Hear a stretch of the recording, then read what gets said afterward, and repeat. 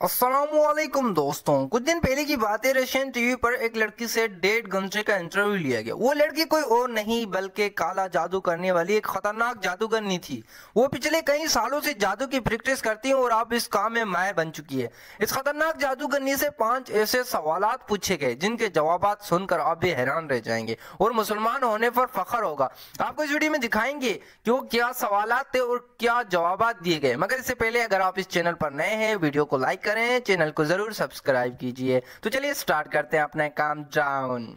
खतरनाक जादूगरनी से पहला सवाल किया गया कि कभी ऐसा हुआ है कि आप चाहकर भी किसी पर जादू ना कर सके हो। तो इसके जवाब में जादूगरनी ने कहा कि जी हाँ, बहुत मर्तबा ऐसा हुआ है, क्योंकि दुनिया में सिर्फ मुसलमान ही हैं जिन पर चाहकर भी मैं जादू नहीं कर पाती, क्योंकि ये लोग ऐसे हैं जिनकी सोच, इनका जिस्म, इनकी रूह सब पाक है।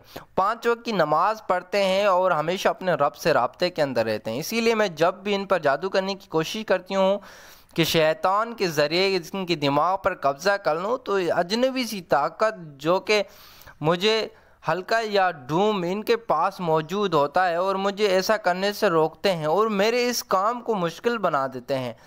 एक जिस्म जो कि पाक है, उसके अंदर मेरे भेजे हुए खबीस जिन्नात इनके जिस्म पर हमला कर सकें, मगर ऐसा नहीं होता और वो हमला नहीं कर पाते।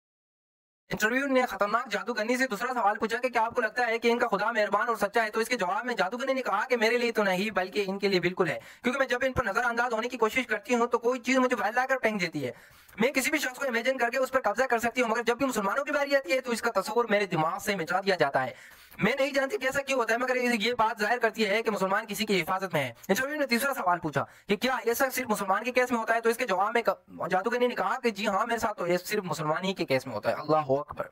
ये अल्फाज एक गैर मुस्लिम के हैं, ना कि मुसलमान के।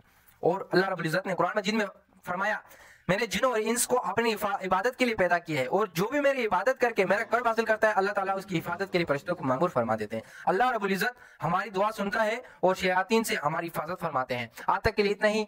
मजीद वीडियोस और अपडेट्स के लिए देखते रहे हमारे चैनल। तब तक के लिए अल्लाह हाफ़िज़।